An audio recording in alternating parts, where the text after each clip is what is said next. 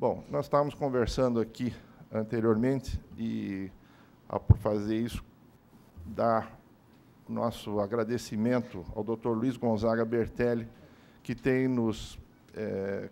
conduzido a nossa Comissão de Infraestrutura de uma forma brilhante e tem nos trazido informações sobre os temas mais importantes da atualidade. E, entre eles, nós temos hoje o assunto que é a problemática do transporte aéreo no Brasil. Então, nós vimos perguntando hoje, e eu acredito que quem veio de Brasília deve ter chegado ontem, né? Porque, senão, provavelmente, hoje não estaria aqui ou com dificuldade de estar aqui.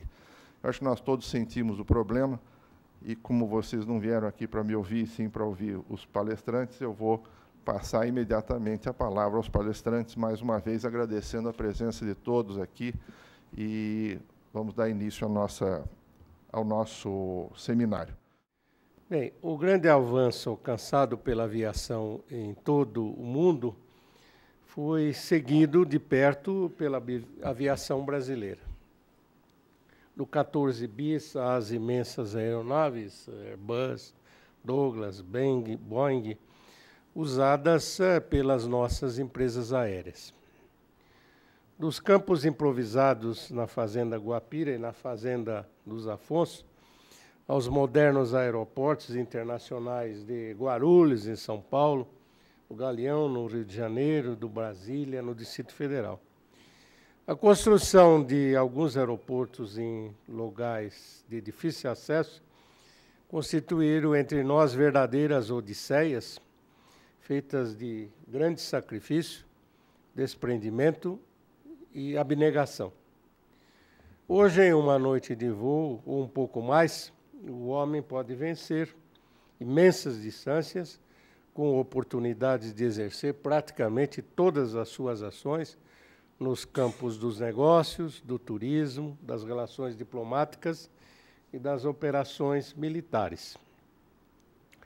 O avanço além desses limites foi tentado por ingleses e franceses, como sabem as senhoras e senhores, quando se associaram na construção do Concorde e pelos soviéticos com o lançamento do Tupolev. Contudo, logo se constatou que os benefícios em termos de tempo, uma velocidade de 2.200 km por hora, não compensavam o ônus decorrente do gasto espantoso do combustível consumido, da redução dos índices de segurança, dos danos sérios ao meio ambiente, no caso, a destruição da camada de ozônio da atmosfera, é um tema que, inclusive, se começa a discutir na Rio+20, que hoje inicia-se, e, ademais, dos problemas resultantes do grande ruído em velocidade subsônica e do estrondo ocorrido ao se produzir a onda de choque que sempre acompanha a passagem para a velocidade de som. Em decorrência, tudo indica que a humanidade alcançou um ponto de inteiração entre o desenvolvimento tecnológico das aeronaves e das respectivas infraestruturas aeroportuárias. Em breve, como sabem as senhoras e senhores, e como iremos refletir nessa manhã, nós teremos turbinas silenciosas nos aviões, um baixo consumo de combustível nas aeronaves e um reduzido tempo exigido para a manutenção do solo. A verdade é que o transporte aéreo no Brasil cresce exponencialmente. Existem cerca de 2.500 aeroportos no país, incluindo áreas de desembarque. A nação tem o segundo maior número de aeroportos em todo o mundo, atrás apenas dos Estados Unidos. O Aeroporto Internacional de São Paulo é o maior e o mais movimentado aeroporto do país. O Brasil possui 34 aeroportos internacionais, segundo a última informação do IBGE, e 2.464 aeroportos internacionais. O ano de 1927 é o marco da aviação comercial brasileira, sendo a Condor Syndicate um avião que transportou do Rio de Janeiro para Florianópolis o então ministro de Viação e Obras Públicas, que era o Vitor Conder. No mês de junho de 1927 era fundada a Varig, e a 1º de dezembro do mesmo ano, a Condor Syndicate foi nacionalizada com o nome de Cruzeiro do Sul, mais tarde também absorvida pela Varig. A VASP seria fundada em 1933 por 72 empresários, encerrando seus voos em 2004. A extensão continental do Brasil e a precariedade de outros meios de transporte fizeram com que a aviação comercial tivesse uma expansão excepcional no Brasil. Na década de 1950, operavam 16 empresas aéreas no país. VASP e Transbrasil tiveram o triste fim da falência no início do século XXI, e atualmente a TAM é a principal empresa do mercado doméstico. No âmbito das linhas nacionais, especialmente nas ligações entre as capitais, as operações são feitas principalmente pela TAM, pela Gol e, mais recentemente, pela BRA e Azul. O mercado regional do Estado de São Paulo é dividido, e o melhor ainda servido, pela Pantanal Linhas Aéreas e pela Passaredo. Apesar de todos esses avanços, o crescimento recente da aviação comercial trouxe para nós uma série de desafios. A infraestrutura aeroportuária, lamentavelmente, não cresceu no mesmo ritmo da demanda. Dos 20 principais aeroportos nacionais, 13 já apresentam sérios gargalos nos terminais de passageiros, com consequente redução no nível dos serviços prestados aos usuários, sendo o caso mais crítico o de São Paulo, na nossa metrópole desvairada, com cerca de 25% do tráfego total. O sistema de pista e pátio também encontram limitações. A segunda metade da década de 2000 foi um período de bons números para a economia brasileira, como sabemos. O crescimento real anual do PIB e da formação bruta de capital fixo foram de 4,4% e 9,9%, respectivamente. Se, por um lado, isto representou a melhoria de indicadores sociais, como a geração de novos empregos e renda, por outro lado, os gargalos da infraestrutura brasileira tornaram-se muito mais evidentes.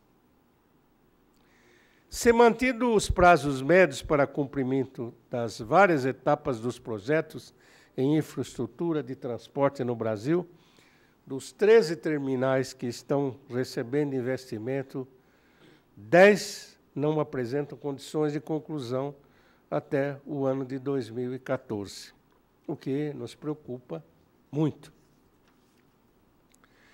Constatou-se que, mesmo que fosse possível concluir os investimentos nos terminais de passageiros nos prazos previstos, quando se confronta a estimativa de crescimento da demanda, ou seja, a movimentação de passageiros, com novas capacidades previstas para os terminais de passageiros, conclui-se que em 2014, 10 já estariam operando em situação crítica acima de 100% da capacidade nominal. Apenas 3 estariam funcionando em situação adequada. Pois bem, senhoras e senhores, a finalidade deste seminário, organizado pela Associação Comercial e pela Federação das Associações Comerciais do Estado de São Paulo, é, acima de tudo, a de esclarecer a atual situação do transporte aéreo de passageiros no Brasil e identificar a adequação ou não das soluções propostas. Medidas que melhorem a gestão dos aeroportos e o nível de investimentos têm que ser urgentemente tomadas. A iniciativa privada investe frequentemente recursos nos demais modais de transporte, no caso o rodoviário, o ferroviário e o aquaviário. Lamentavelmente, apenas para o setor aeroportuário não há investimentos privados. Além disso, o poder público poderia estabelecer procedimentos diferenciados em relação às obras de infraestrutura nos aeroportos, a fim de diminuir a demora na execução de diferentes etapas desse tipo de investimento. Espera-se, em decorrência, que os prazos das obras nos aeroportos possam ser cumpridos e que novas medidas sejam tomadas para que o país ofereça serviços de transporte aéreo de qualidade no futuro. O Brasil está atualmente preparado para enfrentar a crise internacional. Não nos faltam reservas cambiais, que aproximam-se de 400 bilhões de dólares. O sistema financeiro está sólido e saudável. A retenção dos depósitos compulsórios no Banco Central permite adequada flexibilidade na liquidez da economia. Há, portanto, condições muito favoráveis, estimado presidente, ilustres conferencistas, senhoras e senhores, a fim de que sejam estimulados investimentos produtivos, muito especialmente na infraestrutura. Soma-se a isso tudo a redução dos juros, que deverá contribuir para melhorar a oferta de crédito e recuperar um pouco a competitividade da indústria.